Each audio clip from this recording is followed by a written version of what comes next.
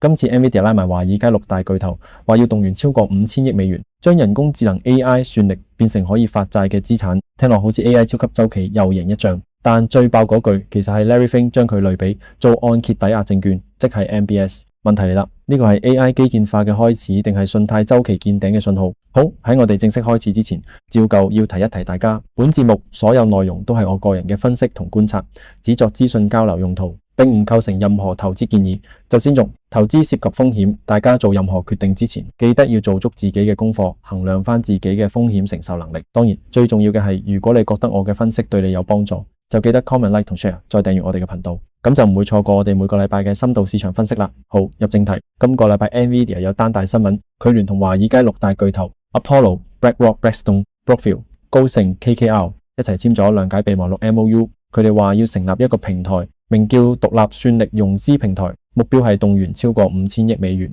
資金會嚟自第三方資本，用途係投向 AI 基礎設施。NVIDIA 8月10號新聞稿話，佢哋想將 AI 基建變成一種可投資資產類別。黃仁勳之後講咗一句，喺 AI 入面，算力就係收入，呢一句好關鍵。佢仲話市場已經變咗，以前係逐個項目買晶片，再逐個項目建數據中心，而家 AI 工廠可以好似生產性基礎設施咁融資。簡單講， NVIDIA 想改寫市場語言。以前大家見到 GPU 會覺得係快速折舊嘅硬件，係燒錢嘅庫存，但係 NVIDIA 而家想話俾你聽，呢批 GPU 其實似收費公路，似發電廠，可以產生長期現金流，仲可以同使用量掛鈎，所以可以攞去發債。呢度先係重點。BlackRock 嘅 Larry Fink 直接將呢件事類比做1970年代 MBS 嘅誕生，佢話呢一個係金融工程下一個未來。Blackstone 嘅 John Gray 就話 AI 算力會好似按揭機構睇樓咁，成為一種可融資資產類別。佢仲透露 Blackstone 旗下組合公司今年 AI 使用量增長咗7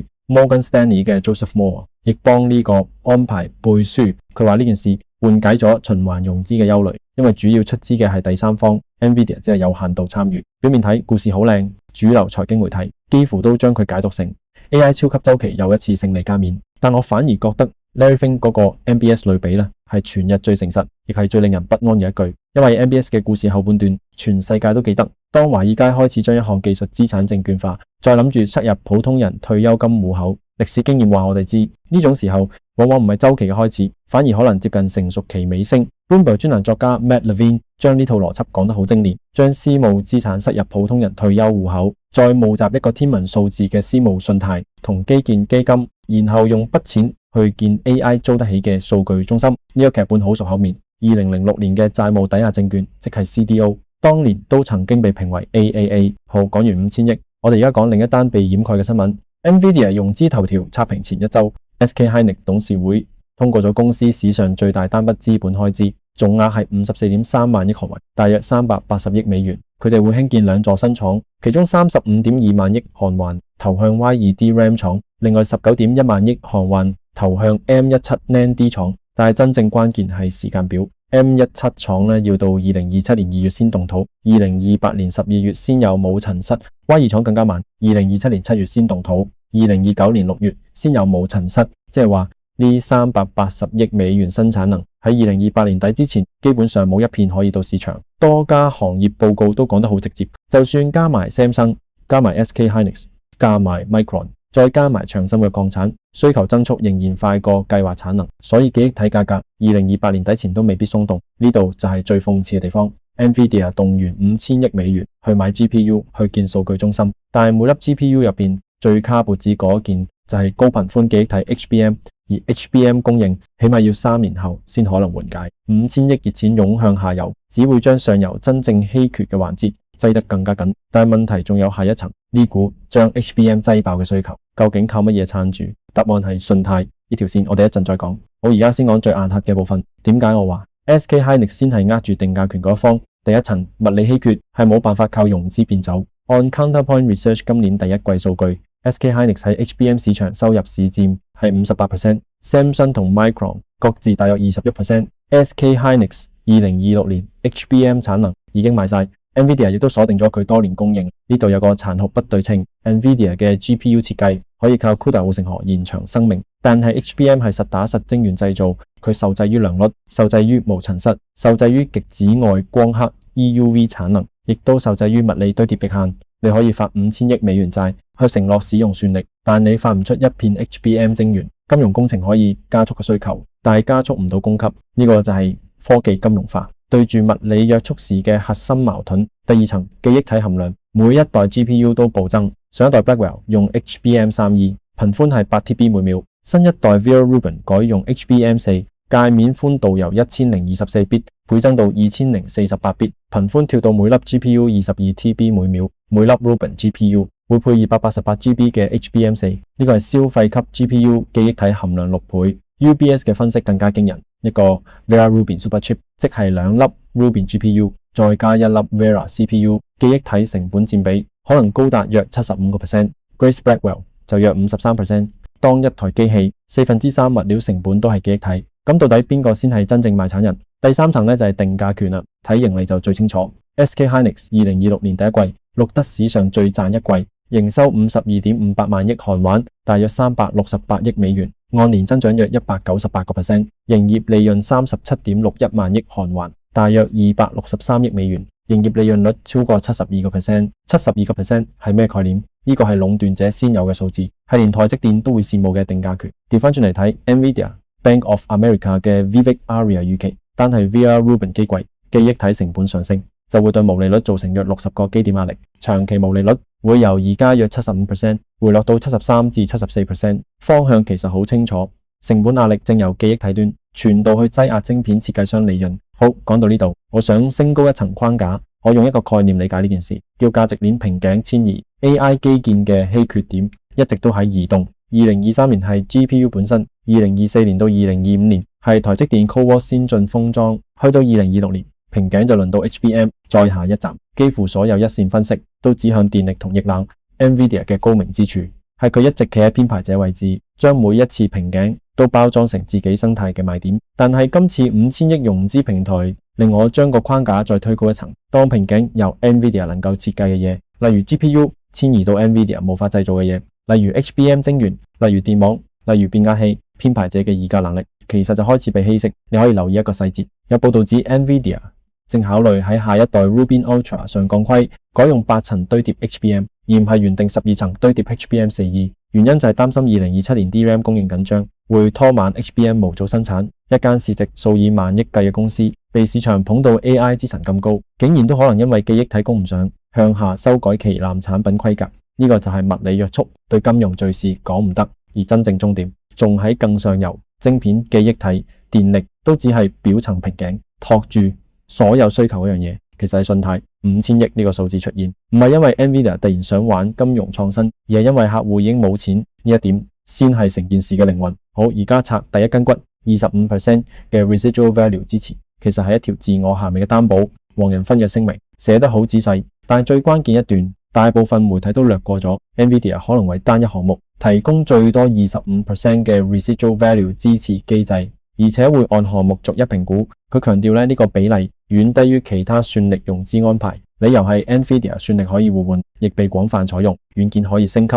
仲可以跨生態重新部署。翻譯成資產負債表語言，呢個就係或有負債。NVIDIA 冇直接借錢出去，但係佢為第三方資本下行風險提供咗一層墊底。如果 AI 工廠第5年 residual value 跌到賬面值以下，嗰 25% 就可能變成真金白銀現金流出。所以黃仁勳先要花咁多篇幅去證明舊 GPU 仍然有價。例如 A100 用到第6年，仍然喺商業上使用 H100 租金，由2025年10月每 GPU 小時約 1.70 美元，升到2026年3月約 2.35 美元。B200 雲端價格達到 5.30 至 7.05 美元。佢要證明一件事， residual value 曲線係向上，唔係向下。呢一個論證有力，但亦藏住最大邏輯裂縫。佢係用歷史租金上升去為未來10年 residual value 提供擔保，但係租金上升嘅原因正正係供應短缺。咁問題嚟啦，當5000億第三方資本湧入，目的係打開供應，租金曲線仲會點行呢？黃仁勳用短缺造成嘅高租金去擔保一個消滅短缺嘅計劃，呢條邏輯本身就係一條鹹尾蛇。某程度上，佢嘅 residual value 論證同佢平台嘅目標互相矛盾。Stratechery 創辦人 Ben Thompson 用另一個角度講得更白，佢話 25% 擔保其實係一次變相減價。NVIDIA 係用自己利潤去壓低客戶資金成本，但反過嚟問一句，如果 GPU 真係穩賺嘅收費公路，點解需要原廠 residual value 擔保？連 NVIDIA 自己都要兜底，黑黑暴露呢批資產 residual value 風險到底有幾高呢？我認為市場當日下跌就係喺為呢條裂縫定價。好，再拆第二根骨，5000億要拆開睇。先講清楚，而家呢啲合作仍然要以最終協議為準，目前只係 MOU。黃仁勳自己都寫明，5000億美元係平台設計上面希望隨時間動員嘅總額，唔係 NVIDIA 收入啦，唔係單一基金，亦唔係對單一客戶承諾。但係市場真正緊張嘅係佢同其他數字疊加之後總 exposure 有幾大。之前已經有報道話 NVIDIA 洽談為 OpenAI 個數據中心提供融資擔保，規模達2500億美元，涉及 SB Energy 喺俄亥俄州用量。另外亦都有3500億美元融資協助 OpenAI 採購 NVIDIA 晶片。再加上 SK Group 7月宣布涵蓋 AI 基建同次世代記憶體，規模超過5000億美元嘅合作，市場估算 NVIDIA 總代決承諾可能超過7500億美元。呢個就係循環融資指控核心。黃仁勳文件入邊直接自問自答，呢件事係咪循環融資？佢答係，不過佢話呢個計劃正正係為咗解決呢個疑慮，所以引入嘅係獨立長期機構資本，由資金提供者自己承銷，自己評估客戶，自己評估需求，自己評估使用率，自己評估現金流同 residual value。 呢個答辯有幾成說服力？我俾60%。引入獨立第三方確實比 NVIDIA 自己出資更好，呢個係真進步。而且關鍵係邊個背貸款，呢點正正係佢同歷史先例最重要嘅分別。1999年至2001年呢 Lucent 同埋 Nortel 為電信營運商提供供應商融資，即係 vendor financing，令客戶可以買自己設備。當年邏輯同樣係頻寬需求無限，光纖係生產性基礎設施，爆煲嘅時候，設備商壞賬同存貨減值，比營運商本身仲慘烈。因為貸款掛喺 Lucent 自己資產負債表，客戶一死佢就跟住死。今次唔同，貸款理論上掛喺第三方身上， NVIDIA 中間隔咗一層，但要潑兩盆冷水。第一盆冷水係規模，有分析師估算當年電信泡沫供應商融資總額大約256億美元，今次單一計劃就5000億美元，差唔多係前者20倍。第二盆冷水更加致命，Apollo、KKR 呢啲機構，佢哋嘅承銷模型本質上依賴一件事，抵押品要有深度二手市場，而且要有流動性。黃仁勳用3段文字論證 CUDA 生態令 GPU 可以重新部署，但去到今日，全世界都未有一個成熟 GPU 二手市場，未似商業地產，亦未似飛機租賃。呢個市場係被論證出嚟，唔係被觀察出嚟。於是所謂獨立承銷，獨立性就要打折扣。當單一供應商同時定義技術標準，又定義殘值，再提供25% 兜底，嗰份第三方承銷究竟仲有幾多真正獨立？我俾60%，唔俾90%，原因就喺呢度。但我唔會全盤睇淡，因為今次同2001年確實有一個真分別。今次 GPU 有真實現金流，真係有人用2001年嘅光纖，好多係零收入，所以咧唔係同一部戲重播，而係同一個劇種換咗個更有肉嘅主角。好，第三根骨係因果次序其實被改寫咗，重點唔係有冇訂單，而係錢唔喺客戶度。大型雲端服務商 Hyperscaler 佢哋資本開支升得好誇張，2023年係1540億美元，2024年係2370億美元，增加54%，2025年係4120億美元，增加73%，2026年共識係7990億美元，增加94%，2027年破1萬億，去到1.068萬億美元，增加34%，2028年再去到1.3萬億美元，增加22%。大型科技公司已經講明 AI 支出唔會放慢，但係如果將鏡頭拉近到單季，現金流就好難睇。Jefferies 嘅 Chris Wood 指出，4大 Hyperscaler 2026年第二季資本開支合計大約1650億美元，同期自由現金流只剩翻大約70億美元，對比2025年第四季當時仲有剩600億美元，去到第三季預計會直接轉負。另一個更易明嘅量度嚟自倫敦證券交易所，佢哋共識比率顯示 Hyperscaler 每多賺1美元營運現金流，就要多投約1.57美元資本開支，呢個比率大過1，一句講晒就係入不敷出。所以因果次序係咁，唔係 NVIDIA 想搞金融創新，所以搞出一個平台，而係客戶內生現金流已經頂唔住資本開支曲線，所以資本開支必須外部化融資。如果唔係，2027年訂單簿就會斷啦。黃仁勳文件其實都承認呢點，只係包裝得好靚。佢意思係 AI 基建需求非同尋常，但資本取得並唔平均。好多優秀 AI 公司、企業同 AI 雲都有算力需求，但係未能以所需規模同成本融資。翻譯成操盤室語言就係一句：訂單存在，錢唔喺客戶度。於是瓶頸遷移就閉環。算力瓶頸曾經係 GPU， 之後遷移到 HBM， 再遷移到電力。但5000億美元話俾我哋知，終點站嘅瓶頸唔係晶片，唔係記憶體，亦唔係電網，而係信貸本身。所有靠信貸推動嘅資本開支周期，最終完結時間都由信貸周期決定，唔係單靠技術採用決定。好，講到華爾街敘事呢，佢有一個致命假設，主流講法係 AI 工廠等於收費公路，但呢個比喻有個大前提，收費公路資產壽命係30年 ，GPU 技術壽命可能只有3至6年。Blackwell 先啱啱鋪開 ，Rubin 就已經喺路上 ，HBM4 都未真正放量 ，HBM4E 同 HBM5 路線圖已經排緊隊。如果將一個每18個月可能技術過時嘅資產，用30年基建貼現邏輯證券化，再賣俾退休金，中間嘅 duration mismatch 係結構性問題。duration mismatch 嘅意思係資產壽命同融資期限根本唔對稱，所以之前講嗰25% 嘅 residual value 擔保先咁關鍵。佢其實係 NVIDIA 嘗試用自己資產負債表人工填補呢度鴻溝，而補丁本身需要存在，就證明鴻溝真係存在。仲有一點要補，就係條款透明度。融資平台究竟用咩做抵押 ？NVIDIA 隱性背書有幾深？到底有幾多錢？真係會流向記憶體採購？又有幾多隻係堆更多 GPU？呢啲細節，官方到而家仍然講得唔清楚。所以喺條款透明之前，我對零循環融資風險呢種講法會保留3分懷疑。好，轉去中國記憶體敘事。7月中旬，長鑫科技完成中國逾15年最大首次公開招股，募資約85.5億美元，市值一度衝到約4890億美元。中國官方同市場敘事將佢捧成記憶體自主旗手，好似 HBM 封鎖費要被攻破。但係長鑫科技2025年全球 DRAM 市佔只有約 7.67%， 技術節點係17納米 DDR5， 良率報稱達 90%， 但係仍然落後 Samsung、SK Hynix 同 Micron， 起碼1至2個世代。更加關鍵係佢到而家都未能大規模進入 HBM， 而 HBM 先係 AI 最高毛利環節。SemiAnalysis 估算長鑫嘅 HBM 晶圓產能佔全球比重要到2028年先可能由2025年1% 升到12%，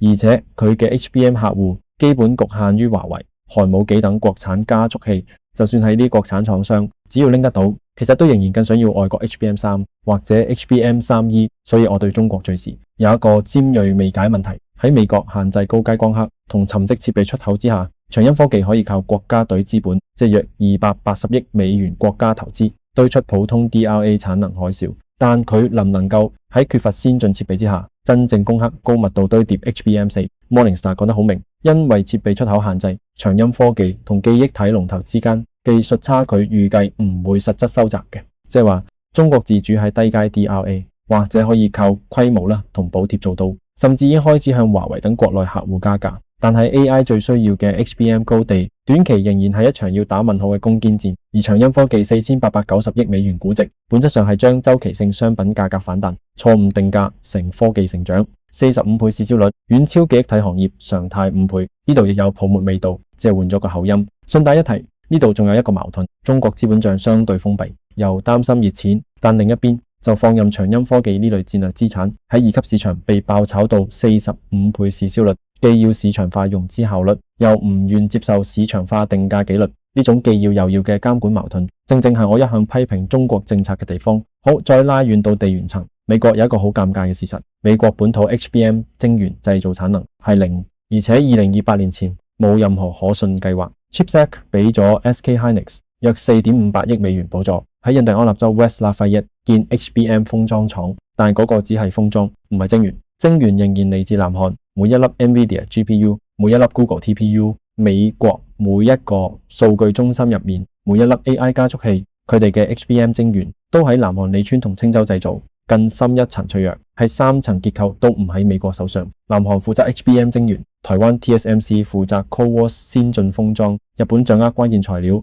尤其係 Lamix 嗰款底田樹脂，佢專俾 SK Hynix 批量回流無數底田充，即係 MRMUV 製程使用，而且冇替代供應商，3個盟國，但係零冗餘，任何一層斷裂，今日出貨嘅每一粒 AI 加速器都會停產。Frost Alpha 將日本材料呢一層評為嚴重到5級單點故障，於是地緣途徑就好有張力。美國掌握 AI 大腦設計，即係 NVIDIA， 亦都掌握金融動員力，即係5000億華爾街資本，但最關鍵嘅記憶體命脈就外包俾南韓半島，而南韓地緣上緊鄰北韓，經濟上亦同中國深度捆綁。SK Hynix 今次380億美元投資，等於用法律同資本將南韓喺 AI 記憶體主導地位鎖定到2030年代。TechTimes 標題甚至直言呢件事將韓國 AI 記憶體鎖定到2033年。呢個係傳統修昔底德陷阱框架，照顧唔到嘅第三方。當美國同中國喺 AI 算力上纏鬥，真正握住咽喉閥門嘅可能係技術中介國。傳統兩極對抗模型確實低估咗南韓同台灣呢類卡脖子中間商嘅結構性議價權。好，去到前瞻5000億 AI 工廠融資，到底邊個係真正贏家？短期係 NVIDIA 5000億融資，係2027至2028年訂單能見度嘅保險單，所以短期係利好。呢亦係點解美銀一邊俾 NVIDIA $350嘅目標價，預期市盈率只有約16倍，係10年最低。另一邊又要承認，記憶體成本正喺啃噬毛利率。長期睇，呢份文件係一份確認書，確認 AI 資本開支已經進入靠信貸週期驅動階段，市場已經開始為 AI 融資結構風險單獨定價，估值框架亦都開始遷移，由增長型估值轉去有槓桿基建估值。供給側同樣有警號。SK Hynix 通過史上最大資本開支個星期，佢股價曾經1個月內跌約30%，市場害怕乜？害怕嘅就係週期另一面。當 Samsung、SK Hynix、Micron 再加長鑫科技，新產能喺2028至2029年集中湧現，而5000億債務融資支撐嘅需求，只要稍微鬆一鬆，今日72% 營業利潤率就可能變成明日週期下行斷崖。記憶體從來係週期之王，唔係永動機，尤其係 AI Capex 已進入靠信貸週期驅動。所以我唔會片面相信 AI 係超級週期，所以記憶體就冇週期呢套講法。呢隻係新版本嘅今次不一樣，物理約束會懲罰過度樂觀融資，就好似佢而家都喺懲罰過度封閉嘅資本紀律。真正問題唔係 AI 週期會唔會結束，而係當5000億音樂仲響緊，你係打算去利川晶圓廠旁邊搬張椅，定係企喺華爾街舞池中央等住接下25% 殘值擔保背後嘅問號？如果連舞池中央嘅音樂本身都係靠一條鹹尾蛇式信貸擔保供電，咁我寧願聽晶圓廠嗰邊嘅音樂，至少嗰邊嘅稀缺係物理做出嚟，唔係金融印出嚟。好，今集嘅內容就差唔多到呢度。如果你想知我更多對於宏觀以及個別公司嘅詳細基本面分析，歡迎你加入我哋嘅會員專屬內容。我哋會喺會員區提供更深入、更具體嘅分析，連結就喺下邊嘅資訊欄。今集嘅跨市博弈就到呢度，我係徐立言，我哋下一集再見。